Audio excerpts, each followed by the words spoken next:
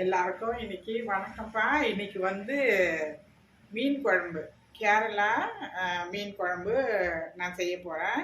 அதுக்கு தேவையான பொருள் என்னென்னு நான் உங்களுக்கு சொல்கிறேன். அது சூப்பராக இருக்கும். இன்னைக்கு வச்சுட்டு நாளைக்கு அடுத்த நாளைக்கு கூட நம்ம சாப்பிட்லாம். கெடவே கெடாது. நம்ம எதுவுமே வெங்காயம் நல்லா தக்காளி எதுவுமே நம்ம வதக்க போகிறது கிடையாது.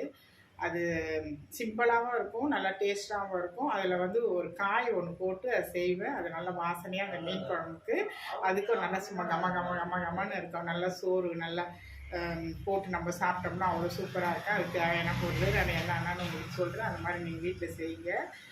ஒரே மாதிரி செய்கிறத விட்டு ஒரு டிஃப்ரெண்ட்டாக செஞ்சாலே நல்லாயிருக்கும். அது கேரளா மீன் குழம்பு. இது எங்கள் ரிலேஷன் எங்கள் வீட்டில் இருந்ததுனால அவங்கக்கிட்ட இருந்து நான் கற்றுக்கினேன். நான் உங்களுக்கு சொல்லி கொடுக்குறேன். அதை செய்யுங்க. இன்றைக்கி கடம்பா தண்ணியில் போட்டு வச்சுருக்கேன். இதை இப்போ க்ளீன் பண்ணி ரெடி பண்ணலாம். இதை உள்ளே இருக்கிற இந்த கருப்பெல்லாம் எடுத்துடணும். இது மீடியமான குட்டியானது தான் கடம்பா. அது உள்ளே இருக்கிற கருப்பு எடுத்துனோம்னா ஃபுல்லாகவே என்ன ஆகும், கருப்பாகி போயிடும். அந்த தண்ணி ஃபுல்லாகவே கருப்பாயிடும். அதனால் பத்திரப்படுத்தி நம்ம அது உள்ளே இருக்கிறத பத்திரமா எடுக்கணும். இதை க்ளீன் பண்ணணும்.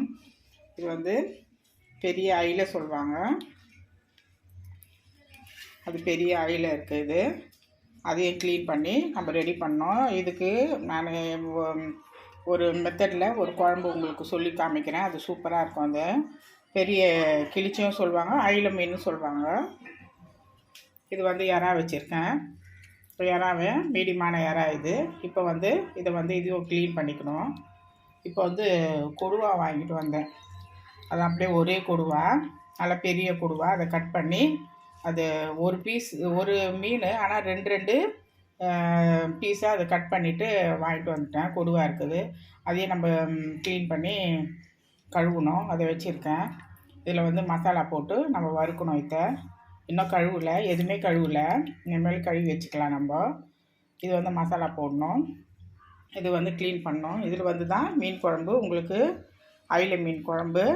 நான் வந்து ஒரு கேரளா ஸ்டைலில் எப்போதும் நான் செய்வேன்.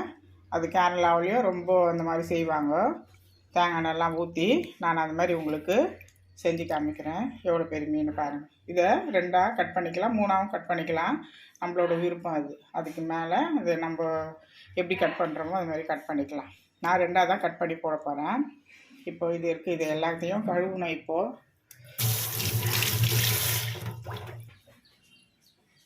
மீன் குழம்புக்கு நம்ம எப்படி பண்ண போகிறோன்னா அது தேவையான பொருள் நான் என்னென்னு உங்களுக்கு காமிக்கிறேன். இப்போ வந்து நம்ம அந்த கிழிச்ச மீன் இதை வந்து கட் பண்ணி 2 வச்சுருக்கோம். பெரிய மீன் இது. நான் 2 இது ஸ்லைஸாக தான் போட்டிருக்கேன். இது கிழிச்சே சொல்லுவாங்க, ஐல சொல்லுவாங்க. இது வந்து கேரளாலலாம் ஐல தான் சொல்லுவாங்க. இப்போ வந்து நான் வந்து நம்ம வீட்டில் ரிலேஷன் இருந்துட்டு இருந்தாங்க. அவங்க எப்படி செய்வாங்கன்னா இந்த கேரளா குழம்பு இப்படி இதை நான் இப்போ சொல்கிறத மெத்தட் வச்சு தான் அவங்க செய்வாங்க. இப்போ வந்து தேங்காய் வந்து இப்போ அரை முடி வச்சுருக்கேன். இப்போ வந்து காஞ்ச மிளகா ஒரு 20 காஞ்ச மிளகா வச்சுருக்கேன். 3 பச்சை மிளகா வச்சுருக்கேன். ஒரு முருங்கைக்காய் வச்சுருக்கேன். தக்காளி வந்து 2 தக்காளியை வந்து 4ஆக இப்படி கட் பண்ணி 2 தக்காளியை இந்த மாதிரி வச்சுருக்கேன். அது புளி ஊற வச்சுருக்கேன். கொத்தமல்லி, கருவேப்பிலை இருக்குது. அவ்வளோதான். இப்போ இந்த ஐல மீன் குழம்புக்கு நம்ம என்ன பண்ண போகிறோன்னா தேங்காயும் காஞ்ச மிளகாயும் போட்டு நல்லா நைஸாக அரைச்சிக்கணும். நம்ம வந்து தாளிப்பு கொடுக்கறதுக்கு தேங்காய் தான் தாளிப்பு கொடுக்கணும். அப்போ தான் அந்த கேரளாவோட அந்த மனம் வந்து அதில் இருக்கும். ஏன்னா வந்து கேரளாவில் இப்படி தான் செய்வாங்க. அதனால் நான் அந்த மாதிரி தேங்காய் வந்து அவங்க ஒரு முடி கூட போடுவாங்க. நான் வந்து ஒரு அரை முடிக்கு மேலே தான் கட் பண்ணி வச்சுருக்கேன். பாருங்கள், இது நிறைய தேங்காய் போட்டால் தான் சூப்பராக இருக்கும் குழம்பு. அதனால் வந்து ஒரு அரை மணிக்கு மேலே தேங்காய் இப்போ போட்டாச்சு. இப்போ காஞ்ச மிளகாய் வந்து நம்ம போட்டுக்கலாம். இப்போ போட்டு இதை மட்டும் நைஸாக அரைச்சி வச்சுக்கிட்டு புளியை கரைச்சி வச்சுக்கிட்டு நம்ம வந்து தாளிப்பே கொடுக்கக்கூடாது. ஒரு பாத்திரத்தை வச்சுட்டு புளியை கரைச்சிட்டு அரைச்சி வச்ச விழுதை ஊற்றிட்டு அதில் நம்ம தேங்காய் எண்ணெய் ஊற்றி பச்சை மிளகாவை உடச்சி அதில் போட்டுட்டு தக்காளியை முழுசாக அப்படியே போட்டுட்டு முருங்காய் இருக்கல முருங்காயை கட் பண்ணி அதில் போட்டுட்டு அதுக்கப்புறம் கொத்தமல்லி, கருவேப்பிலை தலைமையிலே போட்டுடணும். அவ்வளோதான். எல்லாத்தையும் போட்டு நல்லா கொதிச்ச உடனும் அதுக்கப்புறம் நம்ம மீன் போட்டு ஒரு 5 நிமிஷமோ 10 நிமிஷமோ போட்டு உப்பு போட்டு நம்ம இறக்கிக்கலாம். கொஞ்சோண்டு மஞ்சள்தூள் மட்டும் தான் போடணும், மிளகாத்தூள் கிடையாது. இதுதான் காரத்துக்கு நம்மளுக்கு மிளகாத்தூள், வேறு எதுவுமே கிடையாது. இதுதான் காரம் நம்மளுக்கு. இந்த பச்சை மிளகா 3ம் காஞ்ச மிளகாவும் நம்மளுக்கு இதுதான் காரம், வேறு எதுவுமே கிடையாது. இப்படி தான் இது கேரளா குழம்பு செய்வாங்க. அதுக்கப்புறம் வந்து கடுமா வச்சுருக்கேன். இது வந்து தொக்கு பண்ணலாமா ஃப்ரை பண்ணலாமான்னு என்னன்னு தெரியல. அதுக்கப்புறம் டிசைட் பண்ணிவிட்டு அதையும் உங்களுக்கு சொல்கிறேன். இப்போ வந்து நம்ம அரைச்சி எடுத்துகிட்டு நம்ம குழம்பு கூட்டிக்கலாம். இப்போது அரைச்சி எடுத்துகிட்டு வந்துட்டோம் விழுத. வெறும் நம்ம தேங்காயும் காஞ்ச மிளகாவும் அரைச்சி வச்சாச்சு. இப்போ புளியை கரைச்சி வச்சாச்சு. முருங்காய் கட் பண்ணியிருக்கேன், அவ்வளோதான். நம்ம என்ன பண்ணலாம், ஒரு பாத்திரத்தை மட்டும் வச்சுருக்கேன், ஒன்றுமே இல்லை. வெறும் புளியை ஊற்றிக்கலாம். எவ்வளோ திக்கு வேணுமோ அதுக்கேற்ற மாதிரி நம்ம ஊற்றிக்கலாம். இப்போ என்ன பண்ணலாம், அரைச்சி வச்ச விழுதை அரைச்சி வச்சுருக்கோம்ல அந்த விழுதையை இதில் போட்டுக்கலாம். இதெல்லாம் இப்போ கழுவி ஊற்றிக்கலாம் ஜாரெல்லாம். நம்ம இப்போ வந்து தேவையானது கல்லுப்பு.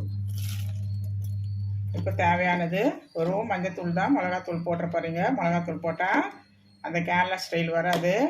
அவங்களாம் என்னன்னா நம்ம தேங்காயும் காஞ்ச மிளகாயும் நம்ம அரைச்சோம் இல்லை மிக்சியில், அவங்க வந்து என்ன பண்ணுவாங்கன்னா அம்மியில் அரைப்பாங்க. அதுதான் செம்மையாக இருக்கும் டேஸ்ட்டு. இப்போ வந்து நம்ம ஒரு முருங்காயை இதில் போட்டுக்கலாம். இப்போது 3 பச்சை மிளகாய், ஆனால் பழுத்து இருக்குது, ஆனால் நல்லா ஃப்ரெஷ்ஷாக இருக்குது பாருங்கள். அதனால் இது வந்து கீழே போடணும்னு அவசியம் கிடையாது, நம்ம குழம்புல போட்டுக்கலாம். இப்போது 2 தக்காளியை இப்போ நான் இப்படி தான் கட் பண்ணி போட்டிருக்கேன். இப்படி தான் போடணும், அது ரொம்பவே கரையக்கூடாது, சும்மா அந்த ஃப்ளேவருக்காக, அவ்வளோதான். இப்போது இப்படி போட்டாச்சு. இப்போ இது நல்லா வேகணும். இப்போ வந்து தண்ணி வந்து ரொம்ப கம்மியாக இருக்குது. இப்போ என்ன பண்ணிக்கலாம், நம்ம தண்ணி கொஞ்சம் ஊற்றிக்கலாம்.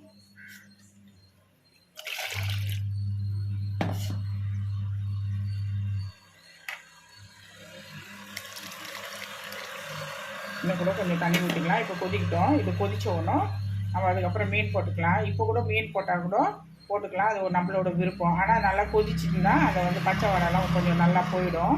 இப்போ வந்து தேங்காய் எண்ணெய் ஊற்றிக்கணும். இதில் வந்து தேங்காய் எண்ணெய் ஊற்றினா தான் நல்லாயிருக்கும், மற்ற எண்ணெய் ஊற்றினா நல்லா இருக்காது.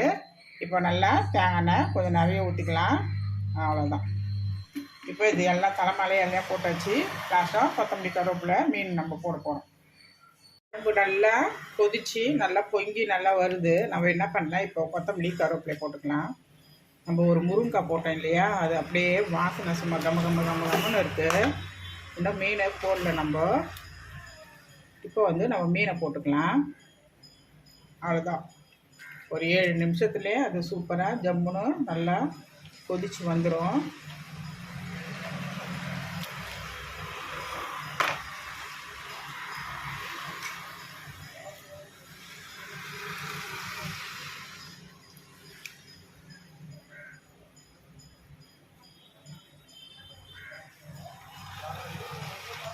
நல்லா எவ்வளோ பெரிய கிழிச்ச மீன் பாருங்கள்.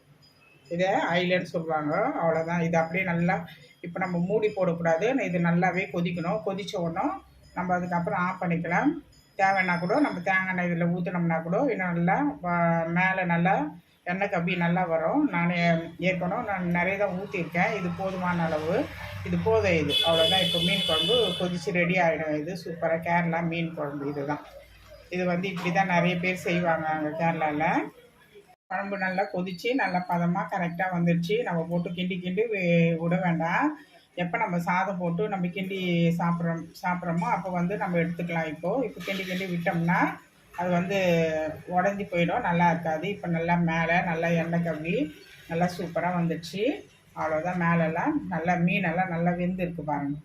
அது மேலே இருக்குது பாருங்கள், மீனெல்லாம் நல்லா வெந்து, இந்த முருங்கைலாம் நல்லா வெந்து நல்லா கம்பன்னு நல்லா வாசனையாக நல்லா சூப்பராக இருக்குது.